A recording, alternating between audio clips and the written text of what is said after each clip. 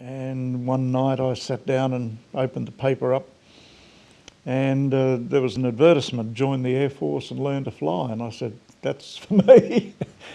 And so I thought I might as well have a go at it. So I put my name down, and the next thing I got letters saying, come down and have an interview and have a medical and do this and do that. And finally I was accepted.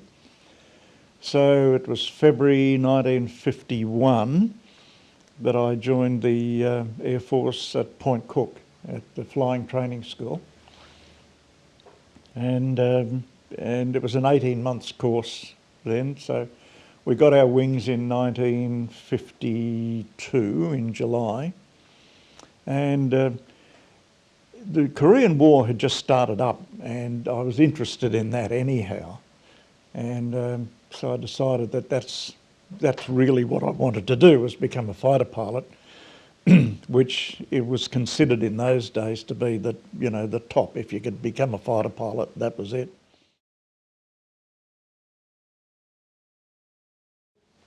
It was a bit of a culture shock. One of the things that I thought of later on was that when we got our wings, we had 185 hours of flying. By the time we'd done our operational training, we'd got ourselves another 50 odd plus hours. So we're sort of 250 hours, which is Aero Club kids stuff, really. And then the next thing we were hit with was this twin engine, so-called high performance jet fighter aeroplane. And until that point, the Mustang didn't have a dual trainer, the Vampire didn't have a dual trainer, so we were just thrown into those and said, here you go, fly. Luckily, the Meteor had a training aeroplane, so we were able to get some better instruction, and it was a twin-engine aeroplane.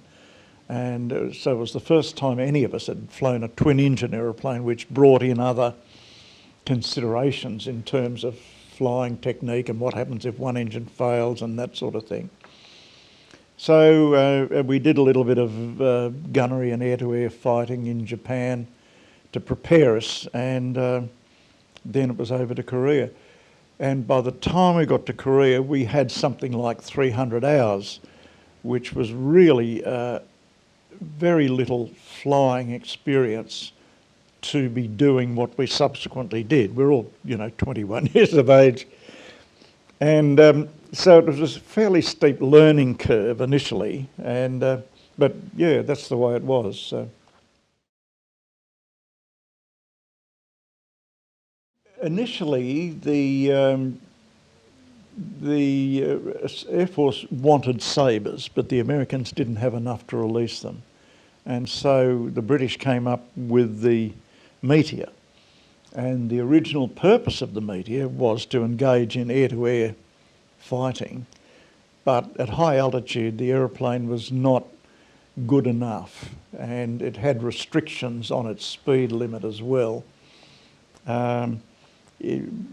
What they call a critical Mach number, which is because of the design of the aeroplane and design of the wings, you can only get to a certain speed before you start encountering shock waves, or you run up against what is effectively a sound barrier. You get a very sharp increase in drag, and the aeroplane just won't go any faster.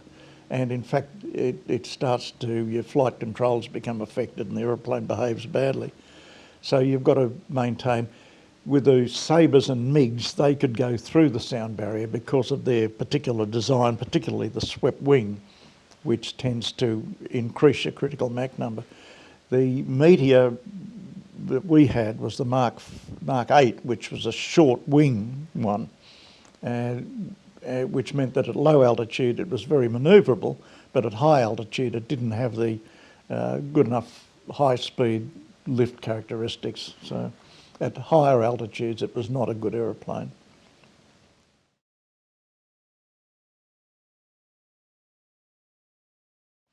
Here's a fellow called George Hale, and he's memorialised with the nose art on his aeroplane. He was a Tasmanian, and he had a map of Tasmania on his aeroplane, which he called Hailstorm. And that is the nose art that appears on the meteor which is at Temora. It's not the same meteor, but they've used his nose art as and his number 851.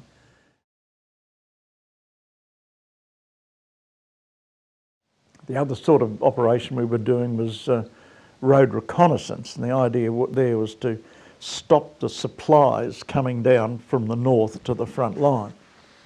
And we got to the point where, with their superiority, they weren't game enough to travel during the daytime because we had total air superiority. So they used to sneak down at night. And the idea then was to take off very early in the morning, take off before light, and go up on the roads that you knew were being used, so that we couldn't attack at night because the terrain was so terrible. We had to see where we were going. But the idea was to catch stragglers, and then if you got up there nice and early at altitude where you were safe above the ground, then as the sun came up, you could see, and you would probably catch people who were trying to get those last few kilometres before they had to go and hide until the next night, and you would attack them. And the same thing at the other end of the day. You would get people who wanted to make an early start, and so you'd probably be able to catch them as well. But in the meantime, you kept them off the roads and kept the supplies from coming down. We did do a few escorts of bomber streams, and that was a horse's backside really, because they were travelling at a speed which wasn't consistent with our ability to cover them, and so you were trying to slow down so that you stayed with them, and that was never terribly successful. And the idea there was to frighten the MiGs away, because the MiGs would come down and have a go at them. So early in the piece, when the meteor first was accepted, it was accepted as an air-to-air fighter. And that was such a stunning failure that they had to change their minds about that and then make the aeroplane into what it finished up was, a ground attack aeroplane.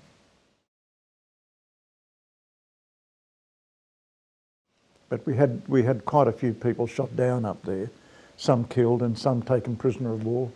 A friend of mine was shot down, and at that stage, I think he held the record for the longest parachute fall that had ever been recorded. It's since been broken, but he was a POW for about 2 years. But he was way up on the Yalu River when he was shot down, so there was no way in the world he was going to float down into friendly territory. So, just before the war finished, my wingman was shot down, and the last I saw of him, he was going down in a parachute, and the troops just grabbed him straight away. But he was lucky. He was only in there for a couple of months, and then the war finished, and he was an exchange, so he got out all right. So.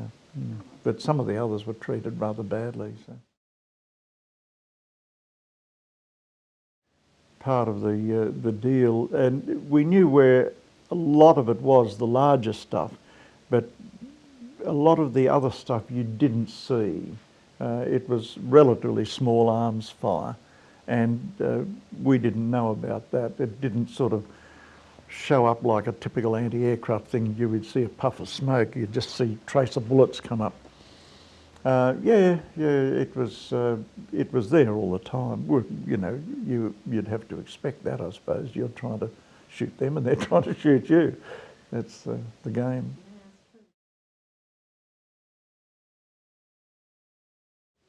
We lived in tents. We had 6 to a tent, and in the middle of the tent was an oil heater, and outside was a 44-gallon drum of oil with a pipe coming into the oil heater. So you used to fire that up, and they used to get pretty hot. It was probably a bit of a fire hazard, living in a tent with wooden sides, but wooden floors, and but canvas tops. And It's interesting in that we had to virtually, we were just given a camp stretcher and a space, and then you had to use your own ingenuity as to how you furnished that space, knowing you're going to be there for 6 months. So some people became very ingenious about, you know, making little cupboards and beds and things like that. You could scavenge around for timber and stuff like that. So you had to make it, you know, your space and livable. We had a bar, which was a Quonset hut, which is one of those sort of semicircular things made out of galvanised iron. And that was very popular. It was very popular with the Americans too, because they used to like to come over and have drinks with us and be entertained. And then we used to go to the American mess to eat, and which brought up an interesting situation, because when we graduated, we all graduated as non-commissioned officers. We were sergeants. And this was an officer's mess. So in order to get around that, we were told to take our sergeant stripes off and just wear our wings. And people would assume we were officers. And that's what we did. When you went back to Japan, of course, you had to go back to the sergeant's mess there. So I did just over 100, and then the war finished. The average was about 130. If you did a full tour, you know, and the war hadn't finished, but I got 101, so just made it over the 100, so which was good. But they weren't all exciting. Some of them were a bit boring. You know, you just go up and do a road reconnaissance and you wouldn't see anything. But I suppose what you were doing anyhow was useful in that you were keeping people off the roads. And then others were a bit more exciting. So.